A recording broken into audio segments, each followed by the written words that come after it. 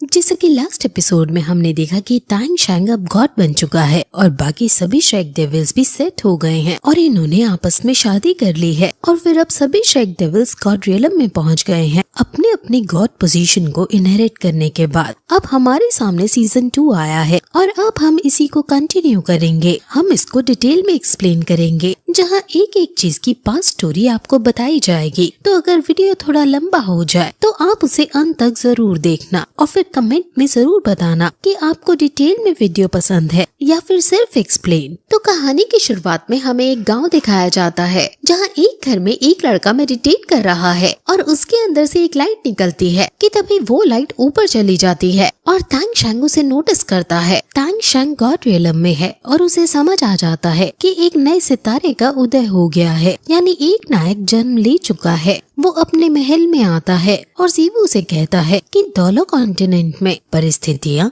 यानी कंडीशन पूरी तरह से बदल गई है। वहीं जीवू उसके पास आती है और कहती है कि तुम इतनी चिंता में क्यों हो, जिस पर पहले तो तांग शैंग ये पूछता है कि क्या ज़्याओ की सो गया है, जिस पर जीवू हाँ कहती है। तो वो अब उसे बताना शुरू करता है हर बार। असल में वो पहले यहाँ की हमें ज्योग्राफी समझाता है, अलग अलग प्लैनेट्स और रियलम में टाइम अलग अलग स्पीड से चलता है, इसलिए यहाँ गॉड रियलम में एक दिन अर्थ के 1 साल के बराबर है। तांग शैंग दोलो कॉन्टिनेंट में और ज्यादा टाइम बिताना चाहता था, लेकिन इविलनेस और काइंडनेस के गॉड किंग्स के बीच जो मुसीबत आ खड़ी हुई थी उसको कंट्रोल करने के लिए तांग शैंग को गॉड रियलम में आना ही पड़ा और वो यहाँ 20 सालों से अब रह रहा है। यहाँ के 20 साल का मतलब है कि धरती पर हजारों साल बीत गए हैं। धरती पर अब तांग क्लैन का अस्तित्व नहीं है। समय के साथ तांग क्लैन कमजोर होती गई और एक दिन खत्म हो गई। काइंडनेस और इविल के गॉड किंग धरती पर आ गए थे जब, और उनकी वजह से अर्थ की ज्योग्राफी बदलने लगी और अर्थ क्रस्ट डिस्प्लेस होने लगी, जिससे धरती के दोलो कॉन्टिनेंट की जमीन 2 गुनी हो गई और बहुत सारी वहाँ साइड साइड से जो दूर दूर जमीन थी वो आपस में जुड़ने लगी।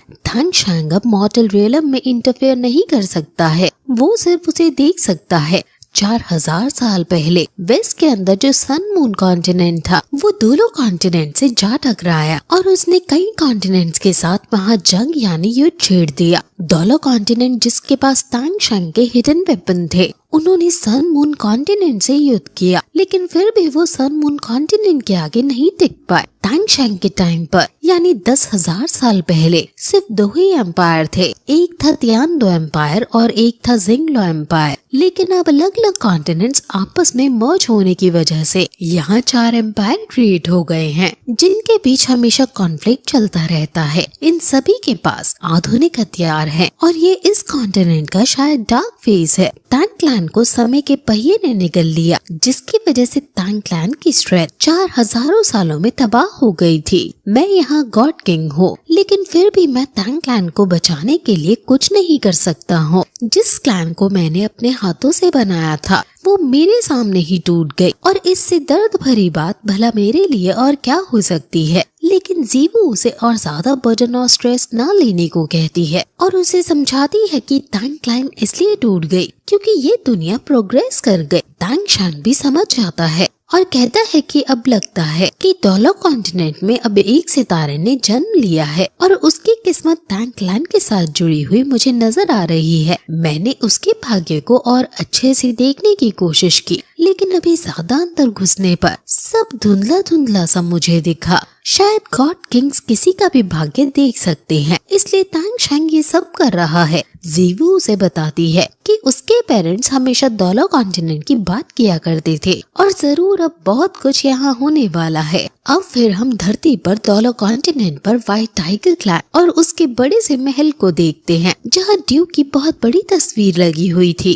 ये पूरा एरिया जो हमें दिखाया जा रहा है वो ड्यूक का है। असल में ड्यूक उसको कहा जाता है जो यहाँ का राजा हो। सो जब भी मैं ड्यूक कहूँ आप उसे राजा समझना। वहाँ के सैनिकों को अर्ली मॉर्निंग से ही पेट्रोलिंग यानी रखवाली पर लगा देते हैं और वो किसी चीज के खत्म होने की बात कर रहे हैं कि जितनी जल्दी ये खत्म होगा उतना ही हमारे लिए अच्छा है। ये चीज क्या है वो हमें आगे पता चलेगा। वहाँ फिर उन्हें पेट्रोलिंग करते करते एक लड़का जिसका नाम हुओ यूहाओ है वो दिखाई देता है, और वो सैनिक जब उसे पहचान नहीं पाते तो गुस्से में पूछता है कि आखिर तुम कौन हो और ड्यूक के महल में आने की हिम्मत कैसे की तुमने। जिस पर जब वो ध्यान से उसे देखते हैं तो वो समझ जाते हैं कि ये यंग मिस्टर दाई है, लेकिन वो गुस्से में कहते हैं कि अब से मैं अपना दाई नाम छोड़ रहा हूँ, अब से ये सिर्फ हुओ होगा, जो कि उसकी माँ के ऊपर है। सैनिक पूछते हैं कि क्या तुम अंदर जाना चाहते हो, जिस पर वो कहता है कि मैं इस गंदी जगह को छोड़ रहा हूँ। सैनिक उसे पकड़ लेते हैं और कहते हैं कि क्या तुम पागल हो गए हो, क्या तुम्हें नहीं पता कि मास्टर कौन है, क्या तुम्हें नहीं पता कि वो कितने पावरफुल हैं। हाउ कहता है कि मुझे सिर्फ इतना पता है कि कितने गंदे आदमी है वो फिर अपनी आई स्पिरिट से उन दोनों सैनिकों पर हमला करके वहाँ से चला जाता है, और सैनिक देखते ही रह जाते हैं कि यंग मास्टर कहाँ चले गए। दूसरा सैनिक उसे रोकता है कि तुम उसे यंग मास्टर कहना बंद करो पहले तो, क्योंकि अगर डचेस यानी ड्यूक की पत्नी ने तुम्हें उसे यंग मास्टर कहते हुए सुन लिया तो वो तुम्हें 3 इंच कम कर देगी, यानी तुम्हारा सर काट देगी। असल में किसी को भी असलियत में हुओ का पास नहीं पता कि ये बच्चा किसका है, और सब इसे राजकुमारी यानी यंग मास्टर क्यों कहते हैं, और कुछ लोग इसको हेट क्यों करते हैं।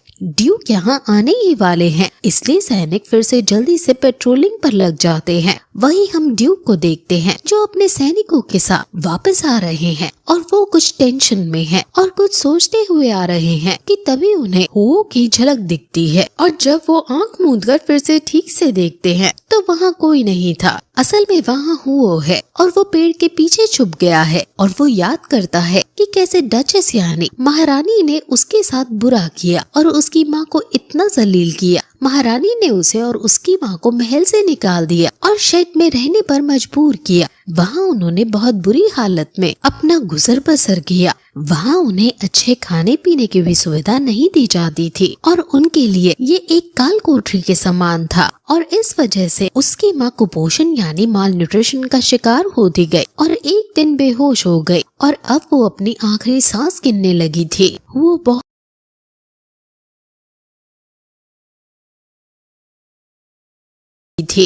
बहुत रो रहा था, और जब उसका नाम दाई हुओ था वो यूहाओ को रोने से मना करती है और उसे व्हाइट टाइगर डैगर देती है और कहती है कि तुम व्हाइट टाइगर ड्यूक के बेटे हो, तुम इस खंजर को अपने पास रखो हमेशा और अपनी जिंदगी हमेशा अच्छे से जीना। ये कहकर वो आंखें बंद करके इस संसार से विदा ले लेती है, और यूहाओ अपनी माँ के मरने के बाद बहुत रोता है, और फिर जब उसकी सोल पर 10 पर पहुँच जाती है तब वो डिसाइड करता है कि वो यहाँ से निकलकर सोल रिंग हासिल करेगा और बहुत बड़ा सोल मास्टर बनेगा। अब इसलिए वो यहाँ से भाग निकलता है और अब स्टार दो फॉरेस्ट की तरफ जा रहा है। उसने पक्का मन बना लिया है कि चाहे उसे 20 साल लग जाए या 50 साल लग जाए, वो अपनी माँ का नाम क्लियर करके रहेगा और उन्हें एक नोबल महिला के रूप में संसार में विख्यात करेगा और सारे लाछन उन पर से हटाएगा। असल में उसकी माँ बहुत समय पहले ड्यूक की मेट थी और ड्यूक का मेट पर दिल आ गया, जिससे उनका अफेयर शुरू हो गया और इस अफेयर के चलते उनका एक बेटा हुआ जो यही हुओ है। ड्यूक तो हुओ को बहुत अच्छे से रखता था, लेकिन जब वो युद्ध में चला गया तब ड्यूक की असली पत्नी जो कि महारानी है, उसने इन दोनों के साथ जानवरों जैसा बिहेव करना शुरू कर दिया। उसे हुओ एक थ्रेट नजर आने लगा, इसलिए उसने उसकी माँ और उसको यहाँ से बाहर निकाल दिया और फिर तभी से उसने अपने बाप का सरनेम जो कि दाई है वो हटा दिया